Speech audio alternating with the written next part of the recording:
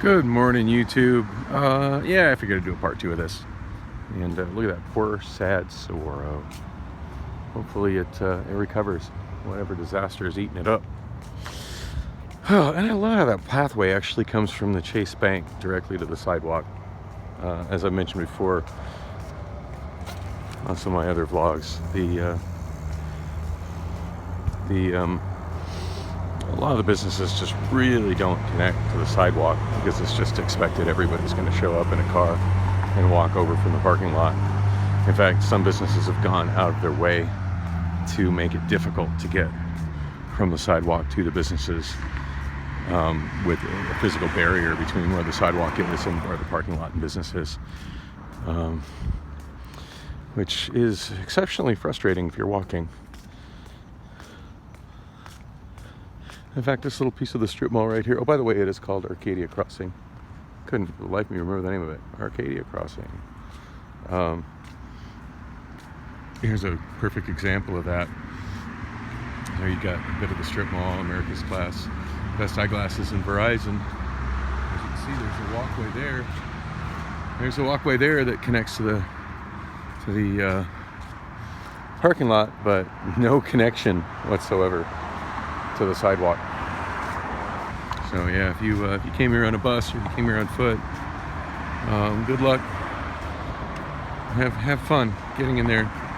Well, I guess I shouldn't say no connection. Here's a walkway. But yeah, they expect people on foot, and God knows how hot it is here, to walk all the way up that sidewalk, around the back of the building, and then around the other edge of the building, and then backtrack to the front of the building. Yeah, that's how not to do pedestrian access. All right. And new Target sign, lowercase lettering, very nice. Hey, this side they've got the walkways there. That's nice. You know, this looks like it was added definitely later. I don't remember this little pathway being here because this is all done with bricks, aka pavers. So Buffalo Wild Wings to go there, which I've never gone to and I probably never will go to. If I'm gonna get wings, I'm gonna go. If I'm gonna get wings this close to home, I'm definitely going to the Dirty Drummer. They've got amazing wings, and it's probably cheaper at Buffalo Wild Wings. I just don't even care. There was a Five Guys Burgers there, but I tried Five Guys. It just seemed pretty overpriced for what it was. Used to be a what do you call it? A CenturyLink store there where the Buffalo Wild Wings go location is, and I don't recall exactly when they shut that down, but yeah, that's no longer there, which is fine. I ended up getting rid of their service not long after I moved to this neighborhood because it was painfully slow. The DSL in my neighborhood was very, very slow, and they were trying to get me to pay for this very expensive service where I would have basically multiple DSL lines tied together so I could combine the bandwidth. And it's just like, yeah, Cox is in this neighborhood and they're a lot cheaper, so sorry. Y'all lost me here, which is kind of a bummer because I had prior to moving here, when I lived in central Tempe, I had well, when I started it was Quest, and then it changed the name to CenturyLink, and the service there was pretty good. I was quite happy with the bandwidth I had. But yeah, once I moved here, and it wasn't too long after I moved here actually, that I upgraded my TV and got a 4K TV, and it was just really frustrating that like it was so slow that even at 720p I found video frequently buffering. It's like, yeah, I didn't buy a 4K TV to have to stream at 480p because I don't have enough bandwidth to stream in HD. And they're like, is there anything we can do? I'm like, not really. Improve your infrastructure in the neighborhood. Until then, sorry, discontinuing my service. And I had some kind of price guarantee. Oh, the Taco Bell's got a nice pedestrian connection. I'd throw that out there. And I've used that one many times. Anyway, the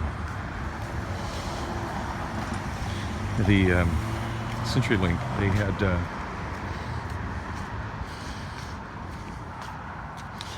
they had a promotion many years ago. I want to say, gosh, probably 14 years ago, 15 years ago, where if you signed on, you got a certain price for your internet for life.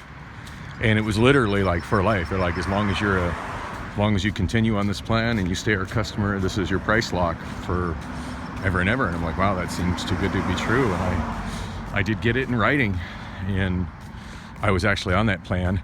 And it was kind of funny. They had, when I moved my service over here to Arcadia, they had tried to get me onto a different service, which again would have been involving like two DSL lines tied together.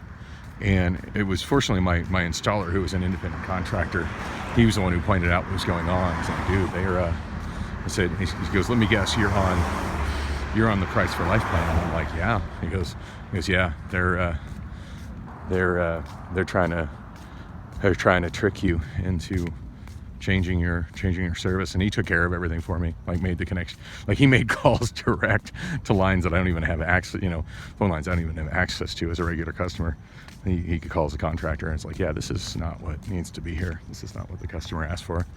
And which is true. I mean, maybe they had kind of talked me into it, but I didn't, clearly I didn't understand what they were talking about. Like I told them that I liked the service I had. I just really wanted to move to my new residence. And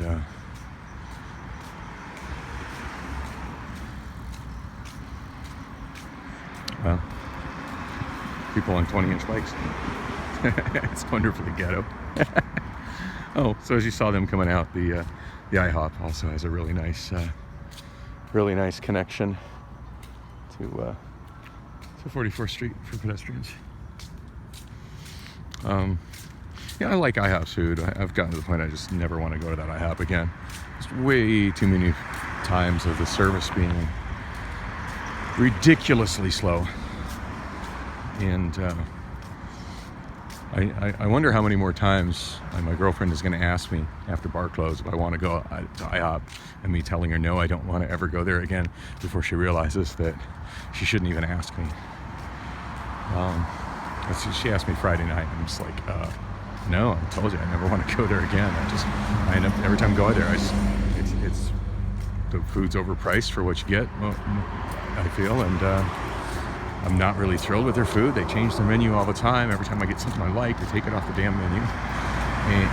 But the worst thing is the waiters screw up the order more often than not, and they're remarkably slow. No, that's not where I want to spend the next 2 hours of my life. I don't see where eating should take more than 30 minutes. No, hard no. And I was like, how about Speedy Burrito? She didn't want to do that, so that's fine. I went to Speedy Burrito, had a great burrito, and had some good time with some really hot women that were hanging out there. So, and two of them, it's kind of funny. I had my drink that I got earlier at Circle K on my Sip and Save, and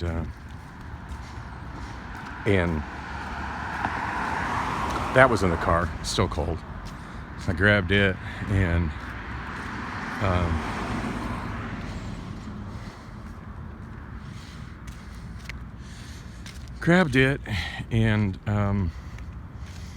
sat it on an empty table to kind of hold the table for myself before I got in line, because at 2:30-ish, 3 a.m. On a weekend night, it's pretty darn busy at Speedy Burrito. But they do take the orders and serve the orders nice and quick there, regardless of how busy they get. But yeah, a bit of a line, so I stuck that to kind of reserve my table. And as I was about halfway through the line, these two women sat down by my cup, and I was like, I walked over because the lady sat like right next to my cup, and I'm like, whoa. I was like, whoa, that's mine. And she's like, oh, I'm sorry, we stealing your table? I'm like, yeah. Oh man, that guy's face is everywhere. I'm so sick of seeing it. Change your chase ambulances somewhere else. So So, I got it almost. Anyway, so I was like, "Can I take your seat?" And I'm like, "Take your spot?" I'm like, "Yeah." She's like, "Well, you want to sit with us?"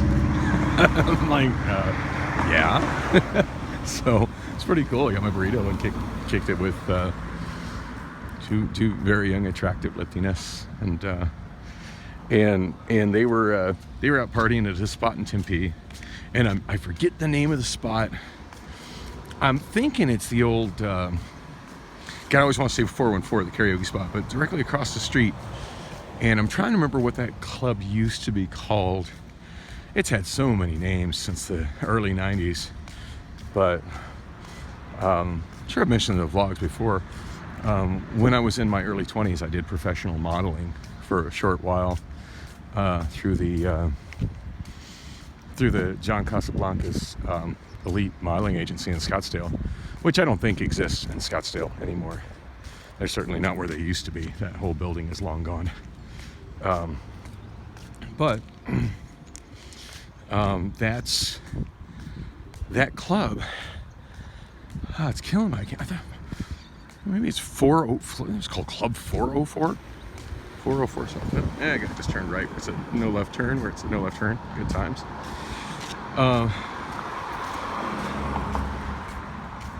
Anyway, yeah, I did. I think it was called Club 404. I'm pretty sure the address is 404 South Mill, and I'm reasonably sure the way the ladies were describing the club, that's the club that they were at. But people starting to come out and about now. There's a guy approaching me on the left that looks to be a little on the sketchy side, so hopefully that doesn't become a problem. Even though being dead last, Cyclist. Anyway, I was out there right after my breakup with Tracy, actually. I think I mentioned in one of these vlogs about the girl I dated shortly after Tracy. It was kind of a funny rebound thing. It was pretty short-lived. I can't for the life of me remember her name, but somebody I'd met when I moved to Phoenix the first time back in like 1989. Well, it's not the first time. I mean, like I grew up here, but growing up, I split back and forth between here and Eastern Wyoming. You know, here being where my father lived, and Eastern Wyoming being where my mother lived. And from end of fifth grade, tail end of fifth grade on up through the end of high school, I lived in Douglas, Wyoming during the school year. I still came here for Christmas and Easter, and to Phoenix for Christmas and Easter and the bulk of the summer. So in a way, it felt like I never left Phoenix until, I would say, probably after my junior year in high school. I think that was the first summer that I just straight up said I didn't want to go to Phoenix. And I think at that point I was like 16. I don't know, 16.